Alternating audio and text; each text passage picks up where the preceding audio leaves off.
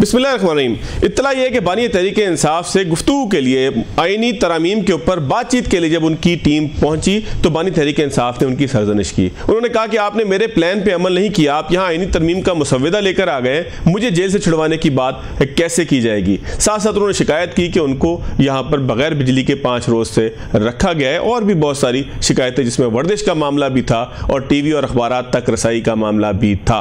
आईनी तरमीम के अंदर पाकिस्तान तहरीक इंसाफ की शमूलियत खटाई में पड़ती दिखाई देती है। मौलाना फजल रहमान के पास बिलावल भुट्टो साहब जब आखिरी मरतबा पहुंचे हैं तो उन्होंने उनके हाथ में कमान थमा दी है कि अब आप ही तीर चलाइए, आईनी तरमीम के लिए आप ही आगे बढ़िए। गुफ्तगू से महसूस हुआ कि बानी तहरीक इंसाफ की मर्जी के बगैर पाकिस्तान तहरीक इंसाफ कुछ भी कर ले, कैसे भी कर ले, आईनी तरमीम पे वोट नहीं देगी और अब मामला मौलाना फजल रहमान और हुकूमती इत्तेहाद के दरमियान ही तय होगा। क्या कुछ होगा, कैसे होगा, मेरे साथ मौजूद है आमिर इलियास राना साहब, सीनियर सहाफ़ी हैं, तज्ज़ियाकार हैं, पीजे मीर साहब ने मुझे ज्वाइन किया और माजिद निज़ामी साहब भी मेरे साथ मौजूद हैं। आप तीनों मेहमानों का शुक्रिया। पीजे मीर साहब, सर आप ही बताइएगा, मौलाना फजल रहमान अब गेंद उनके कोर्ट के अंदर है, क्या फैसला करते आपको दिखाई देते हैं? अगर जो है वो कंसेंसस नहीं हो सका, तहरीक इंसाफ जिस तरीके से महसूस होता है कि शायद टाइम गेन करे और उसके बाद तरामीम का हिस्सा ना बने, तो मौलाना फजल रहमान के पास क्या क्या ऑप्शन होंगे, क्या करेंगे वो? सर देखें, जो बानी है तहरीक इंसाफ के, उन्होंने सबको एक टेंडर हुक पे डाल दिया है। आज आपको बात करने की जरूरत है, whether it is the opposition और द गवर्नमेंट। आप बात नहीं करेंगे, आप बिल्कुल रुड़ जाएंगे और आप पॉइंट ऑफ नो रिकवरी पे होंगे। आपने करनी है। ये क्या वजह है कि आप नहीं बात कर रहे? मुझे बताएं क्या वजह क्या है। ठीक है, आपके बिल्कुल रिजर्वेशंस हैं, ये यू नो 46 जो 47 एंड ऑल दैट, ठीक है, बट द क्वेश्चन इज उसको भी चलाते जाओ, डायलॉग भी मेंटेन रखो। भाई पॉलिटिक्स के अंदर देयर इज नो एंड। आप बातें करते रहते हैं, आप बातचीत करते रहते हैं। अगर आपने डेडलॉक और हेडलॉक लगाना है तो फिर अपने दिमागों को पैडलॉक लगा दो, फिर आप कैसे चलोगे आगे? अगर आप आपस में बात नहीं कर सकते, how can you talk to India? How can you even discuss something जो कि एससीओ के अंदर डिस्कस हुआ है? किस बेसिस पे करोगे आप? तो द क्वेश्चन इज, इस वक्त to cut it absolutely short, आपको डायलॉग करना है। आप मौलाना फजल रहमान को एक ऐसी जगह पे लेके जा रहे हो कि either you are with us और नॉट विद अस। अच्छा, उनके पास भी एक डायलेमा पहुंच गया, लेकिन हमने देखना है कि क्या ये जो तरमीमें आ रही हैं, क्या are they in the larger interest of the country or in the better interest of a political party? ये इस चीज को हमने नोट करना है। और इसकी जल्दी आपको क्यों है इस चीज की कि जी 28 अक्टूबर है? वाई? आई मीन, आपने एक जज के ऊपर एक दबा डाल दिया है, जो गवर्नमेंट है इस वक्त, उसने दबा डाल दिया है कि इसको जल्दी जल्दी पास करो ताकि इसकी एक्सटेंशन हो जाए, ताकि ये आपके अच्छे काम करे या आपके फेवर में काम करे। तो जज तो कॉम्प्रोमाइज हो गया यहीं, क्योंकि आपने टाइमिंग को देखना है, आपने जज को नहीं देखना। इट कुड बी एनी जज, लेकिन ये जो जज साहब हैं, हमारे चीफ जस्टिस, इनके ऊपर एक दाग लग गया है, एक परसेप्शन बन गई है। आई एम श्योर वो नहीं करेंगे, वो कानून के दायरे में चलेंगे, but at the end of the day आपने एक पॉलिटिकल परसेप्शन एक ऐसा डाल दिया है कि everybody is in doubt, including outsiders. आज मैं क्या बताऊं, मैं अभी सुबह जद्दा एयरपोर्ट पे था, वहां पढ़े लिखे लोग, पढ़े लिखे PhDs, खुदा की कसम कह रहे थे कि what are we doing to our country. मुझे शर्म आ रही थी कि मैं उनसे क्या बात करूं, मुझे बताओ। अब मैं बाहर बैठ के अगर आप ये मतनाज़ा है, ये सब कुछ इसी तरीके से कि जिस तरीके से जो है वो हुकूमत जल्दी में नजर आ रही है, किसी जज को जिस तरह से मुबैना तौर पर कोई फायदा पहुंचाने की बात की जा रही है, अगर ये सब कुछ है तो क्या पाकिस्तान तहरीक इंसाफ इस पर गुफ्तगू करके इसको ज्यादा बेहतर तरीके से लोगों के सामने नहीं रख सकती थी, या ये तरीका ठीक है कि ढीले ढीले दिल के साथ सब कुछ काम करते जाए? नहीं जी, ढीले की बात नहीं है। तहरीक इंसाफ को they have to put their foot down, और उसी वक्त होगा जब ये बात करेंगे।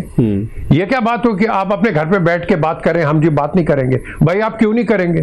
फिर बाद में रोए मत, क्योंकि ब्लेम आप पे आएगा कि आप बात नहीं करना चाहते। सियासत के अंदर कभी दरवाजे बंद नहीं होते हैं, और दोस्ती कोई नहीं होती है, इंटरेस्ट होते हैं। और हमारा इंटरेस्ट क्या है? The state of Pakistan. हमने इसको देखना है। ये रोते रहेंगे। अगर आपको याद है, पीपल्स पार्टी एक दफा इन्होंने कहा था हम इलेक्शन नहीं लड़ेंगे, ठीक है जी, 9 सीटें थी मेरा ख्याल। Eight the end of the day नुकसान किसका? पीपल्स पार्टी का था या किसी और का? पॉलिटिकल गेम के अंदर आपने इस खाड़े के अंदर डिबेट और डिस्कशंस जारी रखनी है।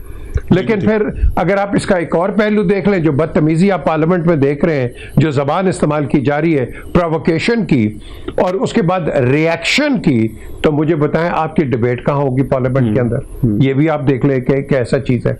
half of the parliament time is wasted and वो स्पीकर बेचारा लगा हुआ है, पॉइंट ऑफ ऑर्डर, ये ना करो वो ना करो। हम डिस्कशन तो कर ही नहीं रहे, हम यहाँ कर रहे हैं एक, मैं बार बार आपको कह रहा हूँ, अपने पॉलिटिकल सर्वाइवल की डिस्कशन कर रहे हैं। हर पार्टी अपनी पॉलिटिकल सर्वाइवल की कर रही है and this can not continue. Pakistan has to be number one. ठीक हो गया सर, पीरियड। ठीक हो गया सर। राना साहब, सर आप भी फरमाइएगा, मौलाना फजलुर रहमान किसकी तरफ वजन डालेंगे अगर पाकिस्तान तहरीक इंसाफ का यही रवैया रहा कि उन्होंने 2 दिन मांग लिए, फिर 3 दिन मांग लिए? जाहिर है हुकूमत तो कुछ हरी के अंदर है, उसने तो कुछ फैसले करने हैं। देखें, वो आपने लफ्ज यूज किया था मुबैना फायदा पहुंचाना चाह रही है, तो इसको आप कहें कि वो जस्टिस मंसूर अली शाह साहब को चीफ जस्टिस नहीं देखना चाहते। और चूंकि अभी तक मुजव्वदा मुसवदे में 3 जजेस का पैनल आया है, तो तीसरे नंबर पे जो जज हैं वो याया अफरीदी साहब हैं और वो किसी ग्रुपिंग का हिस्सा नहीं है। वो ना बड़कों में आते हैं, उन्होंने कभी कोर्ट के अंदर भी शोर नहीं किया हुआ होता कि मेरे टिकट चलेंगे या कुछ। वो बहुत सलीके से चलते हैं और फैसला लिख देते हैं और बोलता उनका फैसला है। वो इस तरह के में नहीं है कि जी मेरे इतने टिकट चल गए या क्या हो गया, क्योंकि गवर्नमेंट 3 पे आई है ना, जो मुसवदा इस वक्त इत्तफाक राय का मौजूद है। 5 का होता तो आप कहते हैं कि जी हाँ जी उनकी अमीनुद्दीन साहब हो सकते हैं, उससे अगले साहब हो सकते हैं, तो 3 पे फिर याया अफरीदी ही हैं। हाँ, उनके ऊपर भी पीटीआई के जो यूट्यूबर्स हैं उन्होंने क्वेश्चन उठाने शुरू कर दिए हैं कि जी फिर आप कैसे चलेंगे, फिर आपके ऊपर क्वेश्चन आएगा, बाकी जज आपके साथ नहीं चलेंगे। तो भाई ये जमहूरियत पसंदी पे तो जजमेंट आती है, क्योंकि ऑड नंबर पे ही सुप्रीम कोर्ट के जजेस होते हैं ना, कभी 13 हैं, कभी 17 हैं, कभी 9 हैं, तो वो तो जजमेंट के लिए है। वहां आपने कोई पार्टीबाजी तो नहीं बनानी, लेकिन बदकिस्मती से बनी है। साकिब निसार साहब जो आज के इस जो सुप्रीम कोर्ट को वो छोड़ के गए हुए हैं, जहां उन्होंने याया अफरीदी को मुनीब अख्तर साहब से डाउन करने के लिए 2 महीने बाद अपॉइंट किया जानबूझ के, जबकि सीट पहले केपी की खाली हुई थी। तो वो सियासत जो वो दे के गए थे, वो उसके अंदर ही मुनीब अख्तर साहब फिलहाल तो जा रहे हैं, जो अगर नजर आ रहा है कि वो फिर चीफ जस्टिस नहीं बनेंगे अगर ये आईनी तरमीम हो जाती है। हम उसी तनाजुर में बात कर रहे हैं। जहां तक इखलाकियात की बात है और दुनिया में क्या बात हो रही है, तो इसकी किसी को केयर ही नहीं है। इस पाकिस्तान में न किसी इदारे को है, मतलब इस रियासत के अंदर जितने लोग इदारे के नाम पे खड़े हैं, चाहे वो पार्लियामेंट हो, वो एस्टेब्लिशमेंट हो, सबको अपनी अपनी पड़ी हुई है। वो पार्लियामेंटेरियन, वो तो कभी खैर से इनके जो जूते मारे जाते हैं, पहले मिल के अदलिया और फौज मारती थी, अब इस दफा अलग अलग सारे लगा रहे हैं और वो भी खड़े हो रहे हैं कि जी अच्छा जी ये मेरा मतलब है, ये मेरा मतलब है। तो जो बिलावल करके गए हैं, जो आपका सवाल था मौलाना फजलुर रहमान का, देखिए इस वक्त आप मौलाना फजलुर रहमान के लिए जो वो बहुत अच्छे अंदाज से प्ले कर रहे थे, घर भी उन्हीं का आज सबका मरकज बना हुआ है, वो पुल भी बने हुए हैं, वो सबको मिला रहे हैं, बिठा रहे हैं। बिलावल भी वहीं हाथ में लाते हुए पीटीआई से नजर आ रहे हैं। बिलावल निकले हैं और पीटीआई वहां आ गई है, लेकिन जाने से पहले वो कह के गए हैं कि सर गौर ने अभी प्रेस टॉक में कहा, ठीक है जी। तो मौलाना को तो वो 0 करके पहले उनके पास बताने जा रहे हैं, हमें और टाइम चाहिए, हमें 4 लोगों का और नाम दिए गए हैं कि खान साहब से उनको मिलवाएं। तो गवर्नमेंट की बिल्कुल क्लैरिटी से है कि जी वो 25 से पहले आईनी तरमीम करना चाह रहे हैं, ताकि मंसूर अली शाह का नोटिफिकेशन रुक सकता है तभी जब आप आईनी तरमीम कर दें, अदरवाइज वही चीफ जस्टिस ऑफ पाकिस्तान होंगे, वरना वो नहीं होंगे, फिर याया अफरीदी ही होंगे, जो नजर आ रहा है बराह रास्त। तो मौलाना फजलुर रहमान को उन्होंने बड़ी ऑफर की जाते हुए कि जी आप आके वो बिल पेश कर लें। अब पीटीआई और मौलाना फजलुर रहमान की हर बात गवर्नमेंट ने मान ली है बिलावल के थ्रू, मुसवदा भी मान लिया, आईनी अदालत से भी चले गए, बाकी जो उन्होंने कह दिया कल सारे मैसेजेस वो जलसे में हैदराबाद में दे के आए, तो फिर हम करेंगे वरना जबरदस्ती। वो नंबर्स उन्होंने पूरे किए हुए हैं, वो आखिरी वक्त तक चाह रहे हैं कि रास्ता मिल जाए, और मौलाना फजलुर रहमान को भी वो पूरी तरह ऑन बोर्ड रखना चाहते हैं कि जी फिर कल को वो पीटीआई की उस एजिटेशन का हिस्सा ना हो जो खान साहब के प्लान है और जहन में मौजूद है, जो आज भी अब ये बताएंगे थोड़ा आहिस्ता आहिस्ता कि इनके साथ हुई क्या है वहां पे जाके। तो लोगों ने मीम भी बनानी शुरू कर दिया, लेकिन हमें अंदाजा है कि ये ओहदेदार भी बदले जाएंगे कि वो एससीओ से पीछे नहीं हट रहे थे, उन्हें पता था कि गवर्नमेंट का प्लान क्या है, इसीलिए उन्होंने कहा था कि जैम पैक कर दो, बिल्कुल इस्लामाबाद को जीरो कर दो। वो सबकी तसल्ली करेंगे अपनी पार्टी के लोगों की, और उनके जहन में कतन ये वो नहीं है कि इखलाकियात जो हम हुकूमत से ढूंढ रहे हैं वो अपोजिशन में भी कहीं पे नहीं है, कि जो मेन अपोजिशन पार्टी है पीटीआई के वो बातचीत करना ही नहीं चाहते भाई इनसे। वो बातचीत जब भी करेंगे फौज से करेंगे, वो कहते हैं वो कर लें तो फिर हमारी तरफ आ जाओ तो ठीक है, वरना नहीं। ठीक हो गया। राणा साहब जरा माजिद साहब से भी मैं पॉइंट ऑफ व्यू लूं। माजिद साहब, दो चीजें अब तक सामने आई हैं। एक तो पाकिस्तान तहरीक इंसाफ की सियासत पे कोई इम्पैक्ट इसका आना है कि अगर वो इस तरमीम में बिल्कुल पार्टिसिपेट नहीं करते, अभी मौलाना फजल रहमान को जाकर कह आते हैं कि बानी ने कहा 4 दिन दे दें, 5 दिन दे दें, हम हफ्ते में जवाब देंगे, महीने में जवाब देंगे, यानी कि हुकूमत के टाइम फ्रेम से आगे ले जाने की चीज़ों को आगे ले जाने की कोशिश करते हैं। और फिर मौलाना फजल रहमान का क्या रद्द-ए-अमल हो सकता है मुमकिन तौर पर? जी बहुत शुक्रिया। ये जो तहरीक इंसाफ के हवाले से आपका सवाल है, ये इसलिए भी अहम है कि अगर हम गुज़िश्ता 2 से 3 साल की सियासी तारीख पे नजर डालते हैं तो तहरीक इंसाफ के अंदर ये मसला तहरीक अदम एतमाद के वक्त से मौजूद है कि पार्टी क़यादत में बहुत से ऐसे लोग हैं जो ज़ीरक सियासतदान हैं, जो समझदार हैं, जो बातचीत करना चाहते हैं, मुफाहमत के जरिए मामलात को आगे लेके चलना चाहते हैं। इसलिए उन्होंने कई कमेटियों में भी शिरकत की, कई मुज़ाकरात में भी वो रहे, लेकिन मामला फिर वहीं पे आके अटक जाता है कि जब वो सारी प्लानिंग, वो सारे मुजव्विज़ा निकात, वो तजावीज़, सजेशन इमरान खान साहब के पास ले जाई जाती हैं तो वहां से कोई मुस्बत रद्द-ए-अमल नहीं मिलता। अब ये वो मसला है जिसकी वजह से हमने देखा कि गुज़िश्ता 2-3 साल में कई ऐसे पार्टी रहनुमा हैं जो इस तरह के मुज़ाकरात से, इस तरह की टॉक से अलहदा हो गए, उन्होंने खामोशी इख्तियार कर ली, स्टेप बैक कर लिया, क्योंकि उन लीडर्स के लिए भी एक बहुत बड़ा प्रॉब्लम होता है कि वो बात कर लेते हैं, उसके बाद वहां पे कंसेंसस हो जाता है। मिसाल के तौर पे आमिर डोगर जो गुज़िश्ता रात मुज़ाकरात में शरीक रहे, डिस्कशन में शरीक रहे, कुछ ना कुछ देखते रहे, अपनी राय देते रहे, लेकिन उसके बाद एंड पे उन्हें यही कहना पड़ा कि चूंकि मैं अपनी जमात को प्रेजेंट कर रहा हूं और हतमी मंजूरी के लिए हमें बहरहाल बानी चेयरमैन के पास जाना पड़ेगा। तो ये एक ऐसा डिस्कनेक्ट है जो क़यादत में और बानी पीटीआई में नजर आता है, और इसका नुकसान तहरीक इंसाफ को ही हो रहा है। उसकी वजह ये कि इससे उनके ऑप्शंस बंद होते जा रहे हैं। अहम मसला ये है कि चूंकि एहतजाजी तहरीक उस उठान से नहीं चल सकी जिस तरह से तहरीक इंसाफ तवक्को कर रही थी कि पंजाब में कोई इनकलाब आएगा, लोग सड़कों पे आएंगे, उसकी वजह से मरकज पे कोई दबाव बनेगा तो वो अपने मुतालबात मनवा सकेंगे। लेकिन क्योंकि मुज़ाकरात में भी कामयाबी नहीं मिल रही, अप्रूवल नहीं मिल रही, दूसरी जानिब सड़कों के ऊपर भी कारकुन नहीं है, तो उससे तहरीक इंसाफ का जो एक ओवरऑल इम्पैक्ट है या अपोजिशन में जो उन्होंने एक अपना तासुर कायम करना था वो कायम तो क्या होना था, उसमें कमी आ रही है, उसमें नफी आ रही है। अगर ये हालात इसी तरह चलते रहे तो मुझे लगता है कि बतौर पार्टी वो मजलूम तो रहेंगे, लेकिन वो सियासी तन्हाई का शिकार भी होते जाएंगे, और कहीं ना कहीं पार्टी की लीडरशिप को इस चीज का एहसास भी है।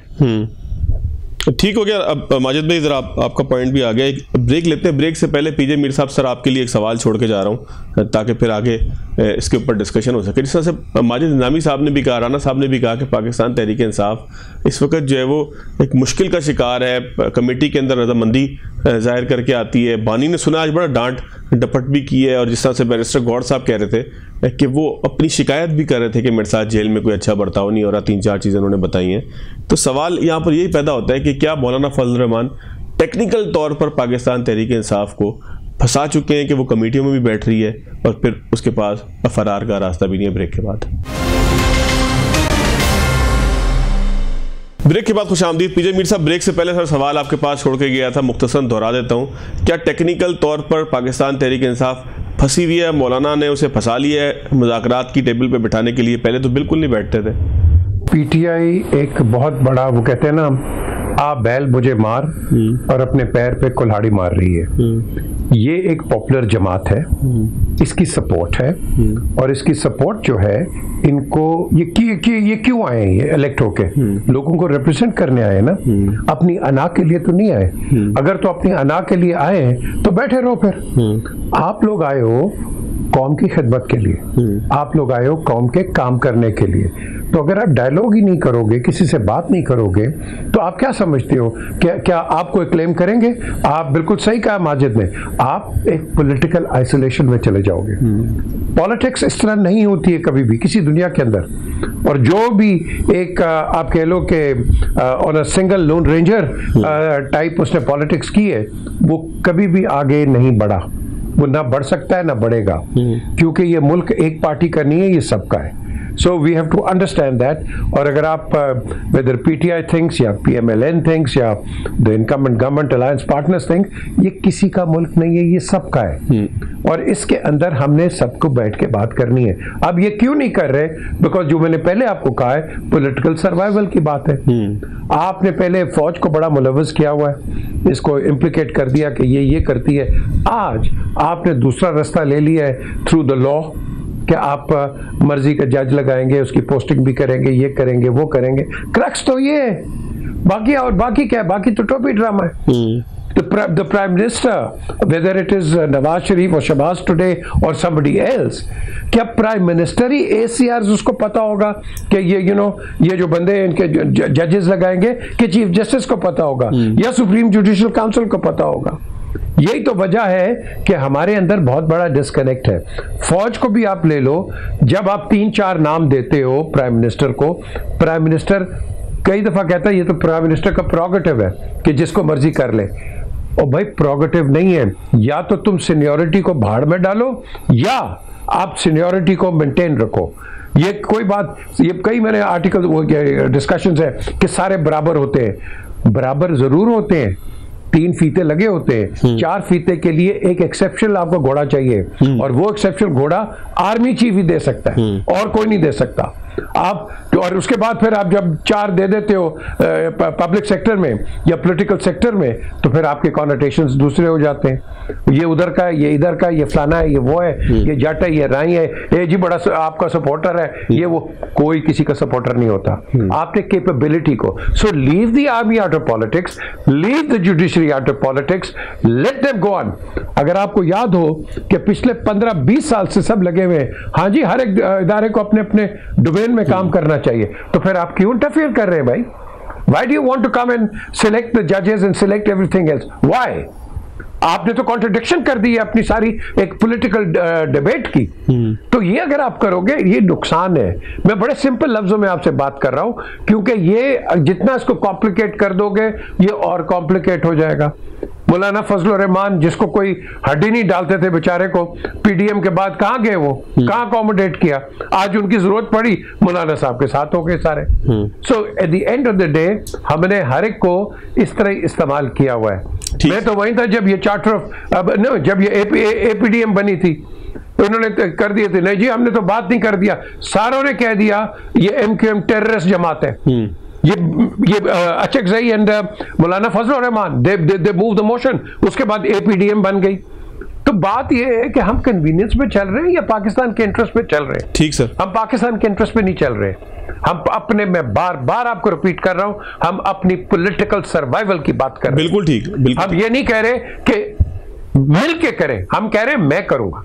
That's the difference। ठीक ठीक। राना साहब, सर 2 पहलू आते हैं। एक तो ये कि मौलाना फजलुर रहमान हुकूमती इत्तेहाद को, बिलावल भुट्टो साहब को टफ टाइम दे रहे हैं, एक ये सोच आती है। दूसरी वही जो मैंने पीजे मीर साहब से भी सवाल किया कि क्या इस मौके के ऊपर मौलाना फजलुर रहमान ने पाकिस्तान तहरीक इंसाफ को टेबल पर बिठाकर एक मुश्किल में डाल दिया? देखिए जी, मौलाना के लिए अपनी सियासत की सर्वाइवल थी। वो मशीन से जीत के आए हैं। सवाल वहां पे भी वही खड़ा कि जिता के आए हैं, जितवा के लाया गया। DI खान तो हार गए थे जहां उनकी सियासत है, और गिला भी उनका PTI से है, इल्जाम फौज पे है कि जी नवाज शरीफ और आप कह लें नून ने और पीपल्स पार्टी ने अपने अपने फायदे ले लिए। इनके तो लोगों के फोन भी नहीं सुने जा रहे थे कैबिनेट मेंबर्स की तरफ से। तो उन्होंने हर तरफ से अपना धोबी पटड़ा किया कि बिल्कुल ठीक है, मैं तो सबसे बदला लूंगा। बदले भी लिए हैं, जो गालियां दे रही थी PTI वो भी उनकी मुक्तदी होगी, और जो गुम गए थे वो सारे वो भी मुक्तदी हो गए, आके सारे उनके दर पे बैठे हैं। लेकिन अब बहरहाल मैं समझता हूं कि मौलाना फजलुर रहमान के पास वो वक्त आ गया कि उन्हें पोजीशन लेनी पड़ेगी। अब ये ज्यादा टाइम रह नहीं गया है, आज उनको शायद आज ही बताना पड़ेगा अभी पीटीआई उनके पास बैठी है, क्योंकि जो जिस तरह बिलावल बात करके गए ना कि अब आप बिल पेश कर दें, वो सारी दस्तारें उनके हवाले कर गए हैं कि आप ही बड़े हैं, आप आ जाएं। और उनको बड़ा बनाया है नवाज शरीफ ने।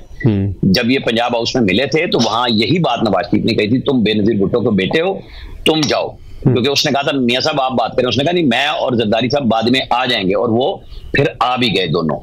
और बिलावल को आगे किया। बिलावल आज भी जितनी देर वो अडियाला में बैठे रहे उतनी देर बिलावल मौलाना के पास बैठे रहे। और जब वो प्रेस टॉक शुरू हुई उस वक्त बिलावल प्रेस टॉक करके निकल गए। अब वो वहां बैठ के जो भी है इस पे लीड अब मौलाना को लेनी पड़ेगी, वो किसी साइड पे भी जाए। क्योंकि जो मैंने प्रेस टॉक सुनी है पीटीआई की, वो फर्दर टाइम चाह रहे हैं, गवर्नमेंट टाइम नहीं देगी, क्योंकि उनके पास भी अब टाइम बहुत थोड़ा सा रह गया है कि वो बल्कि किसी सूरत में भी पीर वाले दिन इस पे नया नोटिफिकेशन करेंगे चीफ जस्टिस का।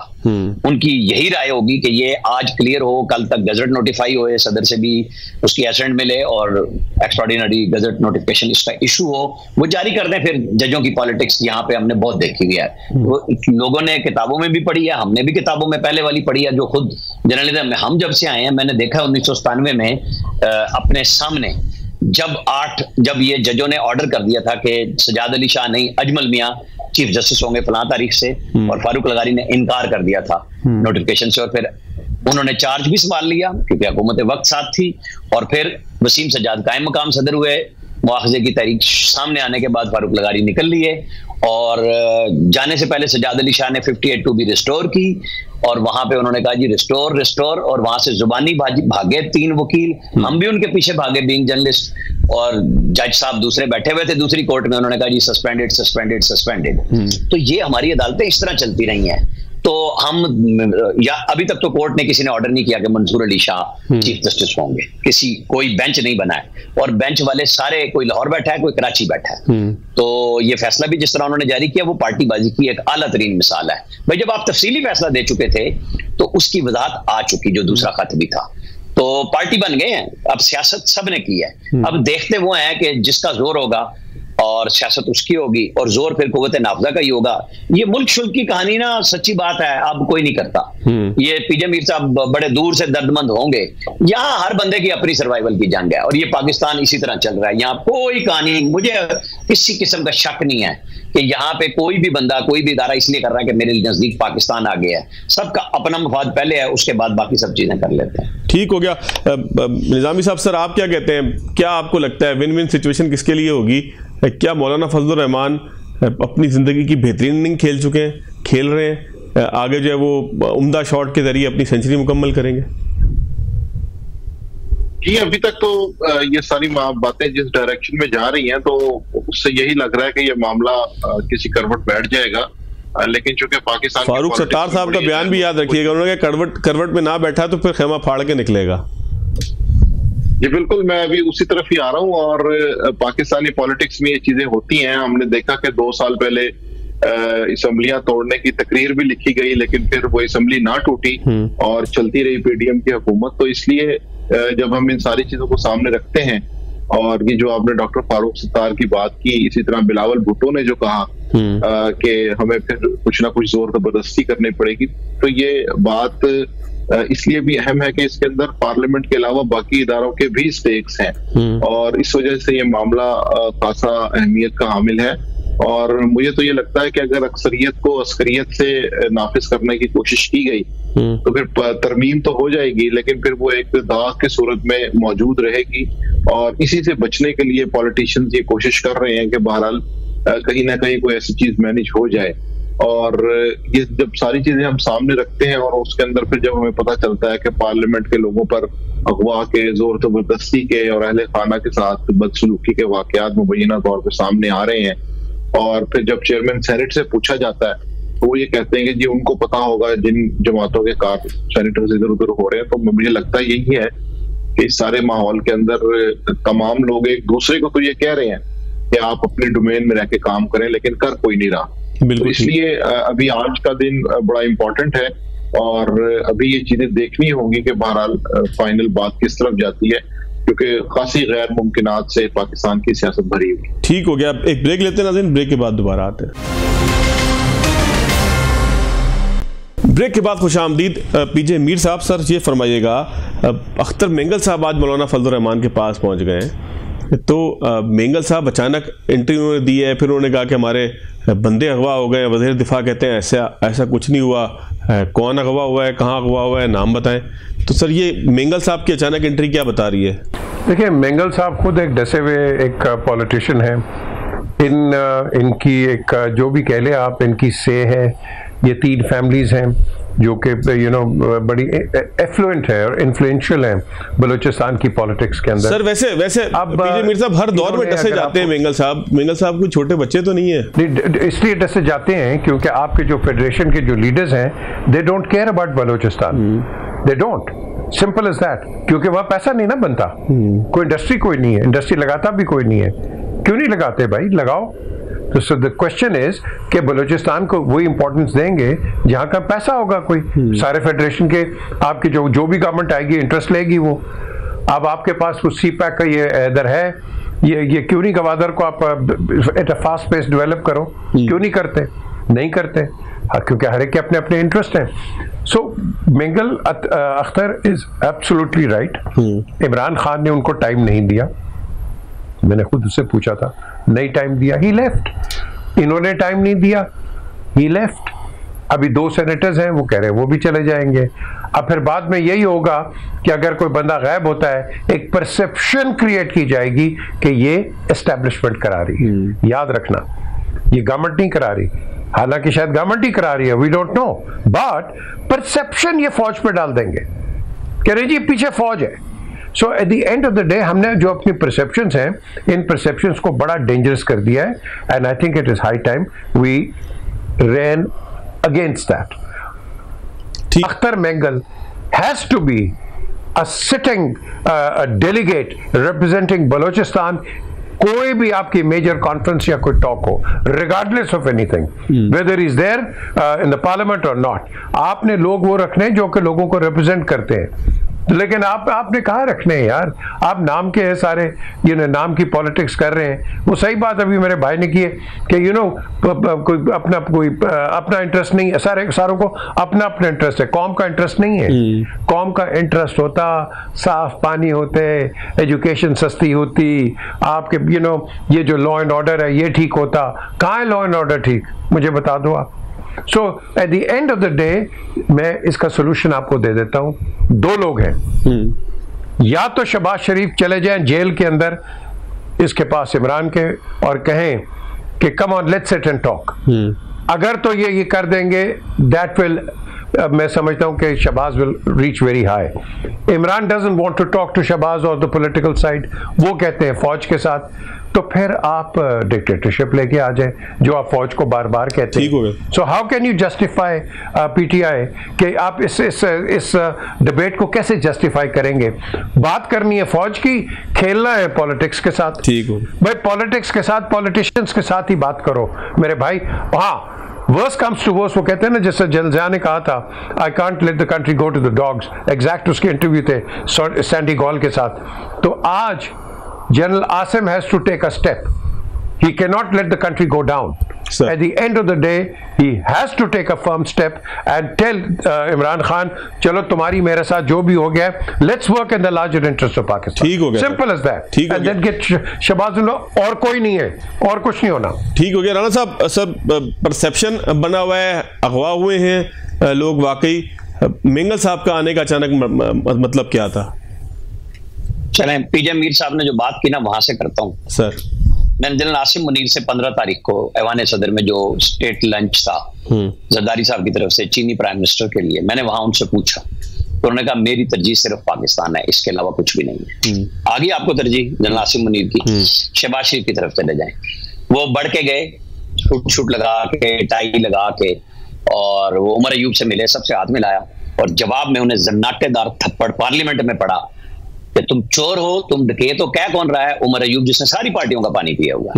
वो सबसे बड़े मुसले बन गए हमारे। और मैंने उसको सुलेमान को अमेरिका में इस दफा कहा, न्यूयॉर्क में, मैंने कहा अपने वालिद को कहो करेज भी पैदा करें। ये हर वक्त हाथ उठा के जाके पहुंच जाते हैं, तो आप लोगों को जवाब भी नहीं देना आता पॉलिटिकल। ये जो कह रहे हैं ना जेल में, मतलब काश उसके जवाब में एक कोई डेसिमल भी मुझे ये होती कि इमरान खान जवाब पॉजिटिव देगा, कतल नहीं देगा, मजीद इंसल्ट करेगा। ये बात इमरान खान को अपने नुमाइंदों को समझानी चाहिए, जिन जो 5 मिले हैं उसकी खबरें तो आ रही है ना कि उनके साथ क्या हुआ है, 4 और बुला लिए हैं कि पहले तुम आओ। वो किसी पे ट्रस्ट नहीं करते भाई। ये सारे फैसले जब वो वजीर थे तब भी कोई वजीर इसलिए नहीं बात करता था कि जो मुराद सईद कहेगा, जो फैसल वाडा कहेगा, सिर्फ वही होना है। सबको पता था कि आज लाइन किसकी है, लिहाजा जो कैबिनेट में वो वजीर इन दोनों में से जो बोल देता था बाकी सारे उसकी लाइन में चलते थे। वहां जमहूरियत, ये हमारे यहाँ कहने की बात है कि जी ये चल रही होती है, सब पार्टी लीडर्स के पीछे चल रहे होते हैं। बाकी जगहों पे तो कोई बात सुन भी लेता है, कह भी देता है। मैं खान साहब को आपको मिसालें, जिंदा मिसालें दे रहा हूँ, लोगों के नाम दे के दे रहा हूँ, आप पूछ लें। मुझे बिल्कुल तवक्को नहीं है। ये जितना एहतमाम हुआ है बहुत अच्छा किया है। इन्होंने करनी है आईनी तरमीम करें, नहीं करनी ना करें, लितर खाते रहेंगे यूं ही बैठ के, क्योंकि यहाँ डायलॉग का रास्ता बन ही नहीं रहा है। मुझे तो बड़ी, मैंने जो पहले बात कही यही है कि फ्रस्ट्रेशन है कि कौन रास्ता छोड़ रहा है। मतलब हमारी अदालतें सियासत कर रही हैं, हमारे इदारे सियासत कर रहे हैं, जिन्होंने सियासत करनी है वो पीछे लगे हुए सबके। ठीक सर, ठीक सर। माजिद साहब बिल्कुल आखिरी 1 आध मिनट है सर, जरा आप भी कुछ ब्राइज़ानी कीजिएगा। क्या सूरत हाल आपको बनती दिखाई दे रही है? अगर इसको कंक्लूड हम करें, खासतौर पर अख्तर मेंगल साहब के बयान की रोशनी में, वो ये फ़ायदा लेने के लिए गए थे कि मौलाना को इस मौके के ऊपर यहाँ पर अटका लें कि जी मेरी बात की जाए। जी, हमारे सामने अख्तर मेंगल साहब का ये बयान और दावा मौजूद है कि जब इमरान खान साहब के खिलाफ तहरीक अदम एतमाद आई थी तो उन्होंने रियासत से कुछ लापता अफराद का तकाजा किया था और उन्हें रिहा कर दिया गया था। तो इससे हमारे सामने एक सबूत ये मौजूद है कि रियासत को जब अपने मसाइल की फिक्र होती है तो वो कोई ना कोई ऐसा काम कर देते हैं जिससे किसी न किसी सियासी जमात को या किसी लीडर को फायदा होता है। तो अगर मैं समझता हूँ कि 26वीं आईनी तरमीम की वजह से बलूचिस्तान के कुछ 200-400 लापता अफराद मजीद बाजियाब हो जाते हैं तो बलूचिस्तान के लिए तो बड़ी खुशखबरी होगी। तो बहुत शुक्रिया माजिद निज़ामी साहब सर आपके वक्त का, पी जमीर साहब आपके वक्त का, आमिर इलियास राना साहब आपके वक्त का। नाज़रीन प्रोग्राम इख्तिताम की तरफ जाता है, याद दीजिएगा। अल्लाह हाफ़िज़।